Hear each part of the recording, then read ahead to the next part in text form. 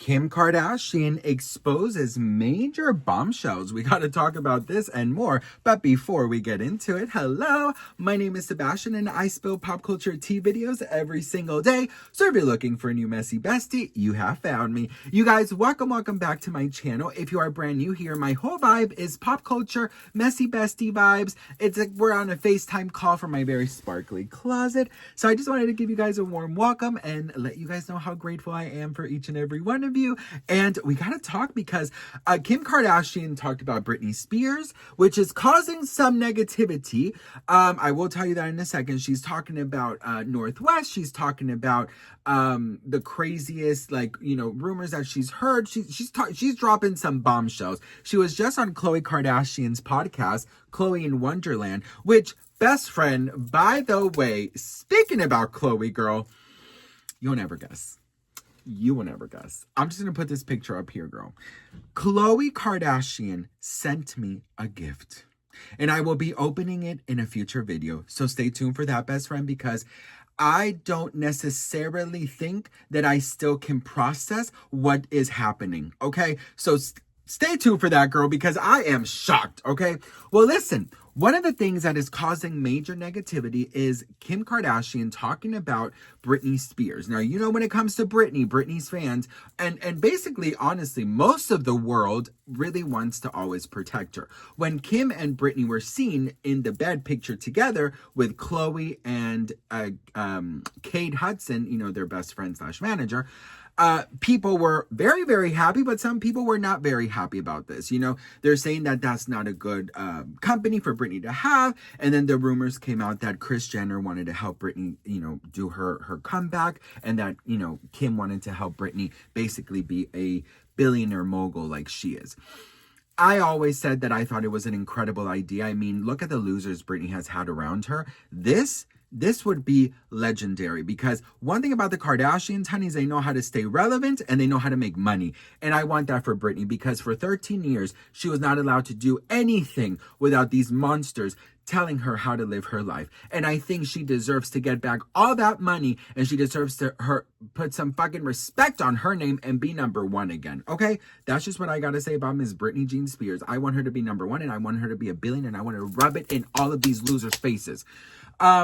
The Kardashians know everyone. But anyways, girl, so she goes and tells a story about how when she was in New York back in the day, she was with Jonathan, her best friend, and that he found out that Britney was staying in a hotel in New York. So they were at a dinner party, and this is what happened. Desperate. Totally. Being desperate was it was cool to be desperate back then. It is all I wanted. Yeah. I lived for it. Like, there was times, I said this story once where Jonathan and I we were at a restaurant and we heard these people, Jonathan just like sees everything like online and was like, oh, Britney Spears is staying at this hotel in New York. So this person at dinner had this like crazy phantom Rolls Royce. Jonathan and I could hardly even get a cab, you know? So we're like, oh, can we get a ride to our hotel? And the guy's like, yeah. And Jonathan and I are like, we'll sit in the back, you sit in the front. So it looks like we got out with a driver. Oh my God. At this hotel, and we got out paparazzi everywhere waiting for Britney, you know, at her hotel. They weren't following us at this point, or who knows, maybe they were. But they come out and they're like, Kim, are you here to visit Britney? Are you here? And Jonathan's like, keep your head down and just like, shut up. So we go inside, we go in a phone booth because we're like, we don't know anyone at this hotel. We don't even know if there's like a hotel bar for us to walk in. We go and like hang in the phone booth in this hotel for like 20 minutes. And then we're like, all right, let's go out. And then we come out and they're like, Kim, how was Britney? How was Britney? And Jonathan and I are like, you know, we just like took a cab, I think, from that point, because this Rolls Royce person dropped us off. Yeah. But they weren't going to take pictures of us like getting in. So we totally scammed the system. So some people are taking this the wrong way and basically saying, you see, I was right. She is using Britney. The difference is this was like 20 plus years ago. You know what I mean? This was 20 plus years ago, right? This is not then. Kim Kardashian was not a billionaire. Kim Kardashian did not have the business achievements that she has now. And whether you like her or not, you can never deny the achievements that Kim Kardashian has had. And I don't want to hear, oh, because Khloe sent him a gift. No. I'm speaking facts. I'm speaking truth. Listen, go check her stats, right? And then we can talk. Kim Kardashian is an actual billionaire. $7 billion is how much her Skims company is worth. And if that person wants to help Britney, I'm on board, honey. Well, back then, of course, we were living in the Hills era, which, oh my God, by the way, I met Audrina from the Hills in Paris Hilton's movie premiere that I went to. And we were there in a VIP room, best friend, and I was there with my mom. I used to watch the Hills with my mom all the time, so this was a full circle moment.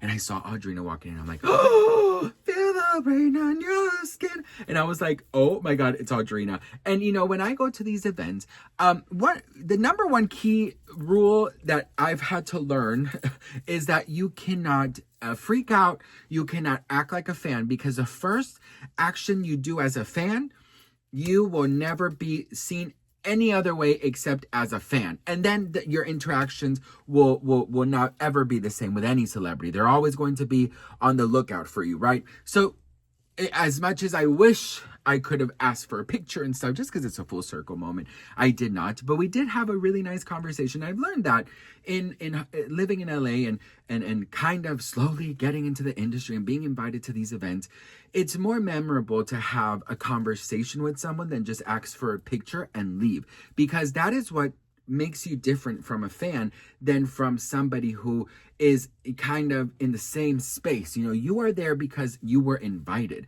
You are there because you earned that place. So you got to act like it, you know? So that is a lesson I've learned. You know, I've seen incredible people that, you know, I've just been in shock with, and I just had to say, hey girl, cheers. You know what I mean? Like, I want to share more of these things with you guys, but sometimes when I'm too personal, a lot of comments are like, oh, just stick to the tea. So I just never know what to do.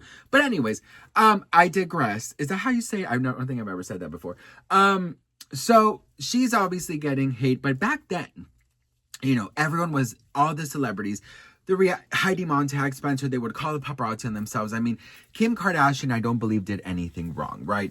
I think that she saw an opportunity and took it. And back then, you know, this was, I believe this was kind of, you know, in the beginning of keeping up with the Kardashians. So you just got to do what you got to do. I'm a firm believer that you got to make it till you fake it till you make it, girl. You know, I'm going to these events with, like, you know, blazers from like Amazon or Temu and having, you know, $10 to my name. And sometimes, you know, we can't even park there because there's no money for valet. It just is what it is, girl. You got to fake it till you make it. You know what I mean? So that's one thing. And she also talked about Northwest and her being a parent, and that is also getting some backlash. But I have to say, this is so freaking cool. So she talks about Northwest and her homeschooling. And for some reason, this has ruffled some feathers, but Northwest doesn't do the normal homeschooling that, you know, you do, or the normal schooling, right? She does math, she does different type of things, but it is actual, like interacting studying, okay? Let's be real. Northwest is never going to have to go into the workforce. She's never going to have to find a 9-to-5. She's never going to need any financial anything from colleges or universities. Doors will just open for her, okay?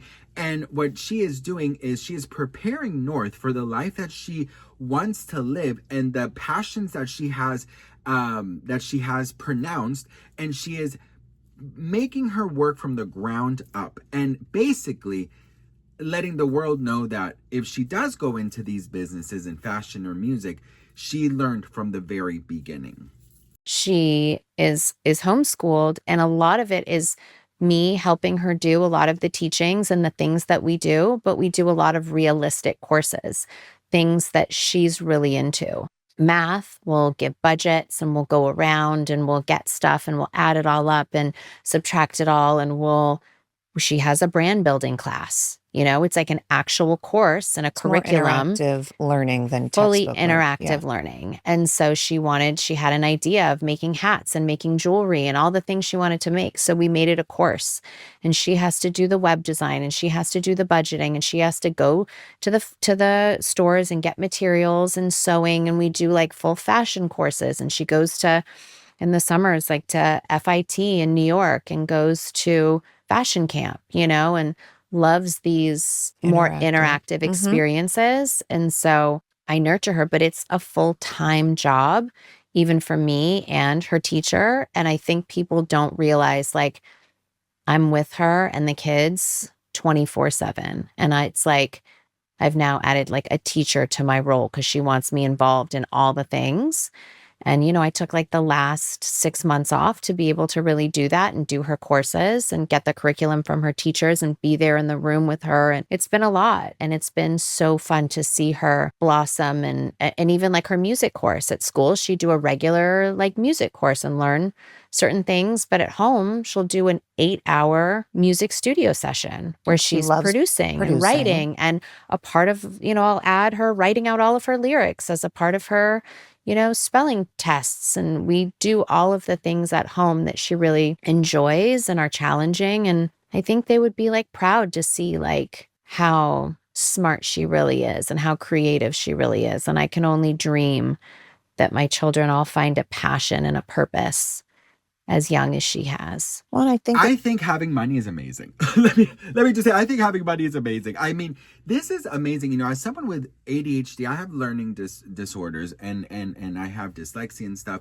And when I read a book, I'm just like, I don't understand what the fuck is going on sometimes, right? And if it's not something of that interests me, it just doesn't stick to me, right?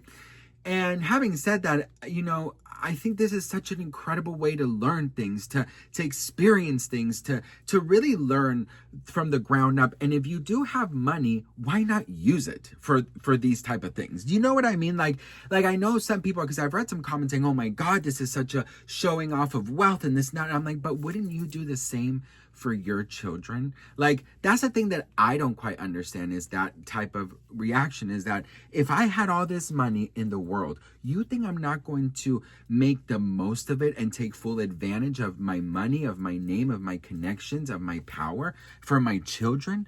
Obviously. So if my daughter shows fashion interest or music interest, you're going to have a hard life because you're the daughter of Kanye West and Kim Kardashian. And if you one day just come out and say, I'm a producer, y'all, you're going to be called Nepo baby. You're going to be called, you have to prove yourself.